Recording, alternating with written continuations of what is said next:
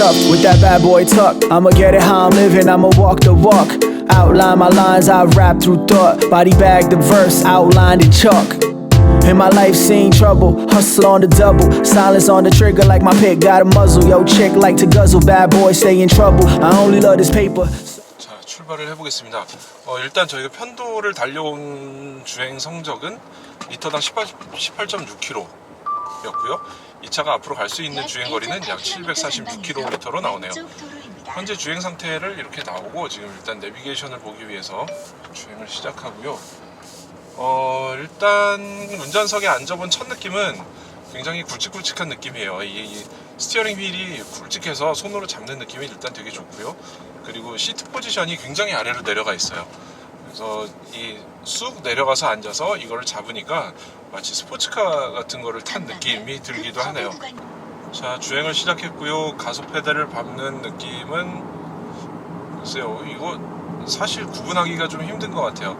이 차의 장점은 전기 모터의 개입을 상당히 많이 사용을 하는 차라서 실제 가솔린 엔진이 개입을 했는지 안 했는지를 딱히 느낄 수 없을 정도로 굉장히 부드러운 주행감을 보여주고 있네요.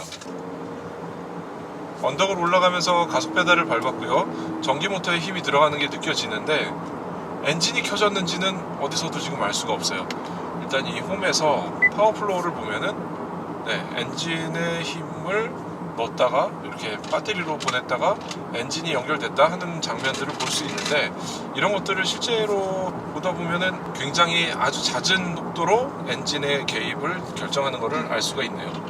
자, 지금처럼 이렇게 내리막을 가고 있는 상황에서는 엔진을 전혀 사용하지 않고 모터만 구동을 하는데 모터 역시도 힘을 내지 않고 충전을 하는 상황이에요. 글쎄요, 이 토요타 캠리 하이브리드 같은 경우를 비교하자면 엔진이 개입하는 지점을 정확히 알 수 있었는데 신형에서는 그게 많이 줄어들었고요. 그리고 그 차의 지향점은 명확하게 가솔린 엔진과 아주 유사한 주행 질감을 나타내는 데에 포커스를 맞추고 있는 것을 알 수 있었는데요.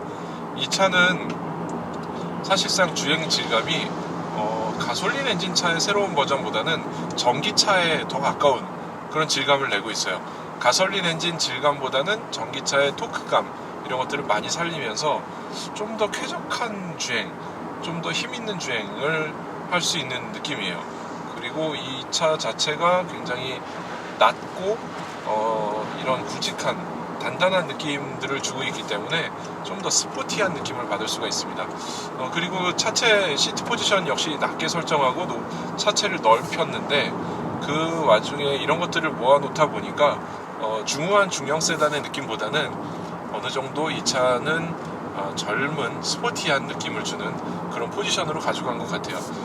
이 미국에 세단 3총사가 있는데 토요타 캠리, 닛산 알티마, 그 다음에 이 혼다의 어코드 세 대가 있는데 이 차들 소비자들 굉장히 고민하고 있거든요. 이 세단 시장이 SUV 시장에 점점 뺏기면서 SUV 판매가 늘어나면서 세단이 좀씩 줄어드니까 이들 브랜드들은 이 시장을 어떻게 계속 확보를 해야 될 것인가 라는 고민에 빠졌는데, 그 고민의 결과는 좀 더 젊은 층을 공략해보자 라고 결정한 것이 혼다인 것 같아요. 이런 차들의 특징을 보면은 굉장히 잘 달리는 이런 주행성에 포커스를 많이 맞추고 있고요. 하이브리드 역시도 지금 이렇게 노멀 모드에 달리는 거하고 제가 스포츠 모드를 탁 누르는 순간 계기판과 발끝에 느껴지는 느낌이 완전히 바뀌는 그런 차가 됩니다. 이 스포츠 모드에서 기존에 작년 1월에 출시했던 9모델의 어코드 하이브리드 역시 어마어마한 진짜로 미친 차 같은 달리기를 보여줬었는데, 이 신모델 역시 달리는 성능은 이 토크 느낌, 정말 이거는 전기차 어디선가 느낄 수 있었던 그런 약간 가솔린에서는 비현실적인 느낌, 그런 것들을 주고 있어요. 제가 이렇게 가속 페달을 꾹 밟으면은 카메라 짐벌이 정상 작동을 하지 않을 정도로 이렇게 G값이 느껴지는 상황이에요. 다시 스포츠 모드는 해제를 했고요. 이 불쑥 튀어나온 내비게이션, 이거는 어코드 하이브리드 일반 모델하고 똑같은 구성이죠. 거기에 내비게이션은 아틀란 맵을 사용하고 있고요. 똑같은 구성이긴 한데 여기서 한 가지 다른 거는 이 홈에 파워플로우 버튼이 있다는 거예요. 여기에 현재 주행 상태, 거리 이런 것들을 보여주는데 이것들을 효과적으로 운전할 수 있게 보여주긴 하는데 약간 좀 세련된 느낌은 아닌 것 같아요. 그래픽들이 뭐 이런 말 하면 뭐하지만 좀 혼다스러운 그런 느낌이 있어요. 그래픽들을 그렇게 보여주고 있고요. 그리고 그 밑에는 이 비상등 버튼이 있는데 굉장히 예전보다는 단순해지고 아주 부드러운 디자인, 이렇게 딱 네모난데 아주 깔끔한 디자인을 하고 있고, 그 밑에는 공조장치들 이렇게 버튼 3개가 있죠. 많이 쓰는 버튼들을 밖으로 빼놔서 사용을 할 수 있게 만들었고요. 여기 좀 뭔가 이게 액정이고 속에 이렇게 디지털로 표시가 되는데 약간 좀 이거 역시 좀 고급스러운 느낌이 어떨까 라고 생각하는데 혼다하고 고급은 좀 안 어울리는 것 같기도 해요. 그리고 그 밑에 콘솔 박스 있는데요. 여기에 보면은 스마트폰 충전, 무선 충전을 할 수도 있는데 지금은 애플 카플레이를 위해서 이렇게 아이폰을 여기다가 테스트로 넣어놨네요. USB 단자가 하나 있고 파워 아울렛이 있어서 여기에 시가책에서 12V가 나오고요. 그 밑에는 무선 충전되는 것이 있어서 무선 충전을 할 수도 있고요. 근데 이런 것들 박스를 다 이렇게 소리가 딱딱딱 이렇게 나는 플라스틱 재질로 넣어놔서 뭔가 물건을 넣어놨을 때는 시끄럽게 딱딱딱 튕기는 소리가 소음이 날 것 같아요. 이런 거 조금만 신경 써주면은 좀 더 좋은 차가 되지 않을까라는 생각을 하면서 시승을 합니다. 이 차는 하이브리드 모델이고요. 그 중에 가장 옵션이 많이 들어간 혼다 센싱이 들어간 투어링 등급이에요. 우리나라에서는 4,500만 원이죠. 4,500만 원이면은 잠깐 가격 얘기를 해보자면은 도요타 캠리 하이브리드가 4,250만 원이던가 그런데요. 캠리에서 가장 비싼 게 그 모델인데 지금 이 차는 혼다 어코드 하이브리드 중에 제일 비싼 4,500만 원, 그러니까 300만 원 차이가 나죠. 여기에 뭐 혼다 센싱 같은 기술이 들어가면서 옵션에서 비교를 하자면 좀 더 우위를 갖고 있다라고 볼 수도 있겠고요. 토요타 캠리보다는 약간 뭐 한 1년 정도 더 뒤에 나온 모델, 몇 달 정도 좀 뒤에 나온 모델이다. 그러니 좀 더 신차에 메리트가 있지 않냐, 뭐 이런 얘기를 할 수도 있는데 역시나 가격 차이 300만 원은 뭔가 좀 설명을 해야 될 필요가 있네요. 가격 차이 300만 원을 설명하기 위해서 혼다 센싱 얘기를 할 수밖에 없는데, 이 혼다 센싱이 몇 가지 센서들로 이루어진 건데 사실상 국산차들에서도 이런 기술들 많이 보여주고 있죠. 일종의 자율주행 기술, 뭐 엘카스나 앞뒤 차간 간격을 유지하는 그런 센서들로 이루어진 기술인데, 이거를 활용하면은 스티어링 휠을 이렇게 좌우로 잡아준다거나 혹은 도로를 따라서 갈 수 있게 해준다거나 앞차와 뒷차의 간격을 유지하는 기본적인 기능부터 앞차가 너무 가까우면 경고를 보내주고 그보다 더 가까우면 자동으로 세워주는 그런 기능을 포함을 하고 있습니다. 이따 가면서 잠깐 그런 것들을 볼 수 있는지 한번 테스트 해볼 거고요. 잠깐 그 밑에 또 이어서 설명을 하면은 여기에 변속기가 있죠. 혼다의 새로운 변속기들이 이제 나오기 시작했는데 국내에는 신형 오디세이가 나오면서 이 변속기가 나왔어요. 10단 자동 변속기에 들어가면서 이런 모양들을 나왔는데 이 차는 그 변속기는 아니지만 어쨌건 같은 모양의 컨트롤을 할 수 있게 만들었습니다. 후진은 요걸 누르고요, 전진은 요거, 그리고 그 밑에는 EV 버튼도 있고요. 이 차는 하이브리드니까요, 스포트 버튼, 이코노미 버튼, 혼다의 특징 같은 버튼이죠. 이런 것들이 있네요. 자, 지금 시내 주행을 하고 있는데 이게 전혀 이 하이브리드라기보다는 오히려 느낌은 전기차에 가까운 것 같아요. 그냥 부드럽게 쑥 굴러가는 느낌이고, 엔진이 너무 조용해서 그런지 몰라도 저는 이 엔진을 보고 사실 자동차 엔진이라기보다는 우리나라 포장마차 옆에 가면 혼다 발전기 많이 쓰잖아요.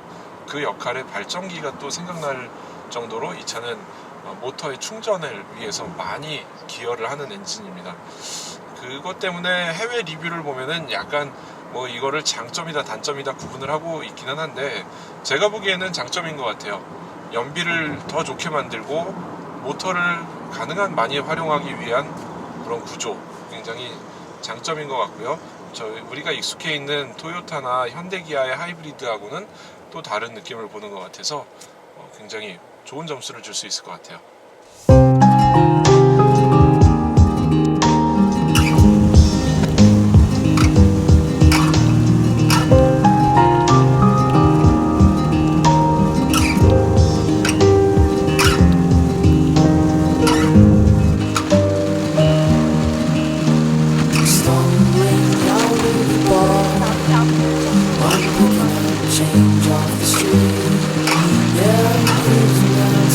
above, music playing. I'm gonna keep driving till I stop caring. 여기가 13km. Sleep in my car at a rest stop somewhere in Utah. Yeah, this is nice and people are open-minded. I gotta keep driving till I stop caring. 또다시 차가 섰으니 이번에는 핸들 여기를 좀 보여드릴게요. 이 버튼은 메인을 누르면은 엘카스 기능이 작동을 하고요. 어댑티브 크루즈 컨트롤이 작동을 합니다. 여기에 메인을 누른 상태에서 세팅을 시작해야 되고요. 그리고 요걸 누르면은 앞차와의 간격을 조절할 수 있고, 요거는 이제 차선 유지를 켰다 껐다 할 수 있겠죠. 좀 더 달리는, 그러니까 시속 72km 이상에서는 요게 정상 작동을 하는데, 지금 상태에서는 뭐 아직 작동을 안 하네요.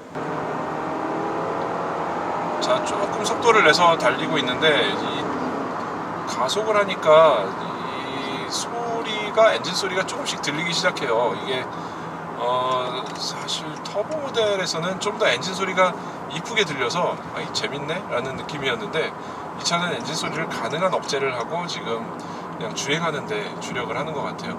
근데 엔진 소리가 그렇게 나쁜 소리가 들리는 게 아니라 아주 옹 하는, 어떻게 보면은 모터사이클이 멀리서 지나가는 듯한 그런 소리가 들리는 엔진이에요. 자, 이렇게 제자리에 딱 섰는데 달리고 설 때의 느낌이, 엔진이 켜지고 꺼지고 하는 느낌이 전혀 없기 때문에 그냥 전기차를 탔다고 해도 믿을 것 같은 그런 주행 느낌이에요. 그리고 엔진이 꺼졌다고 해서 에어컨이 약해진다거나 그런 것이 없어요. 이 상태에서 에어컨을 강하게 틀면 엔진이 다시 돌까?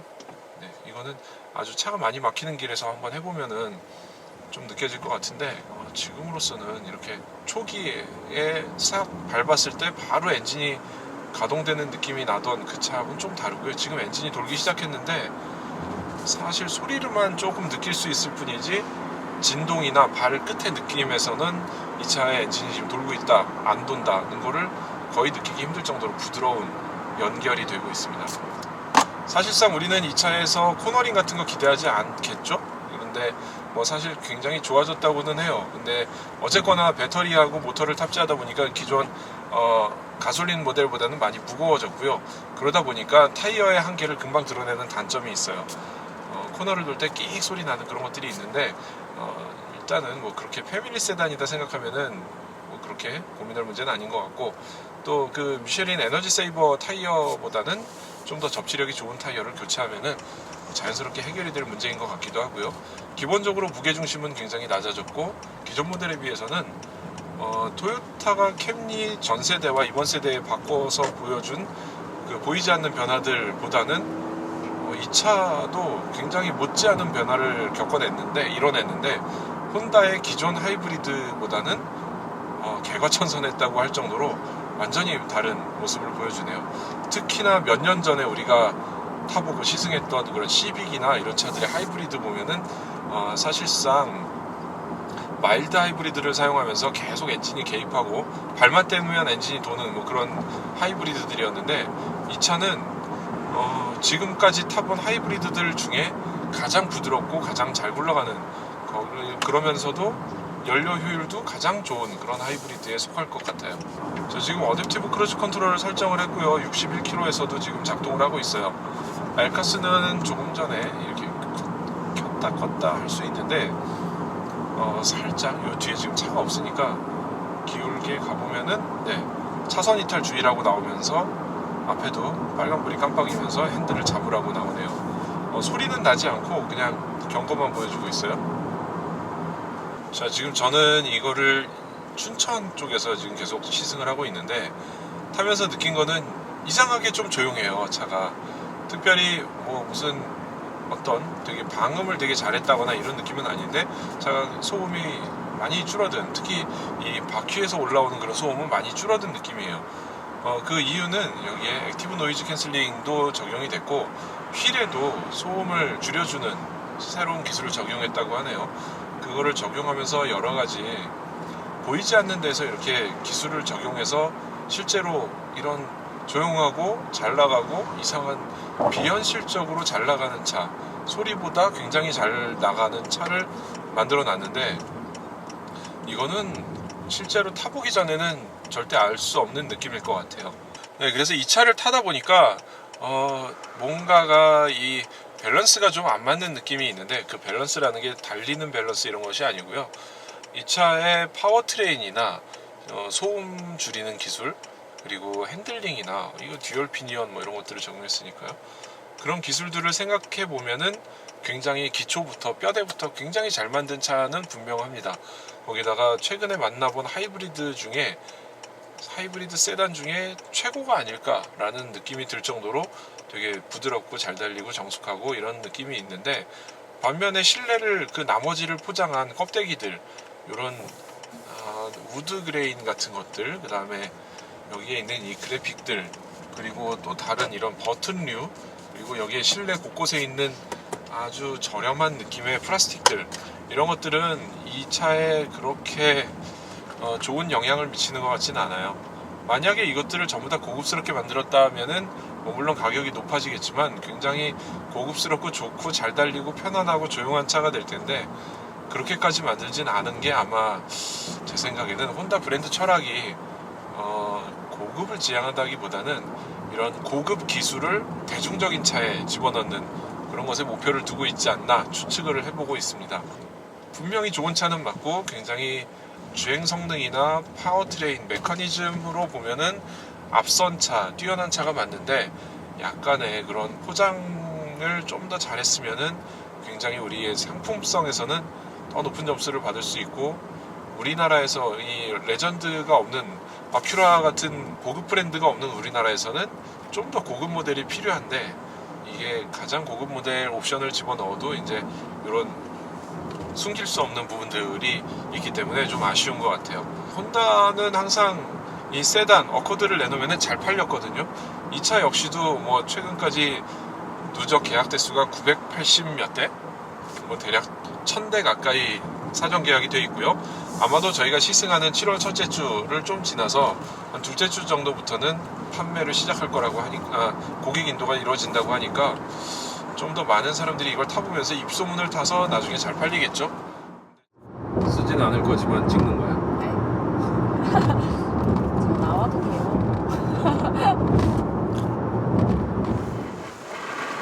아니 이거 세차하고 있어. 배수가 안 되네 여기 도로가. 사막사. 급 커브 구간입니다.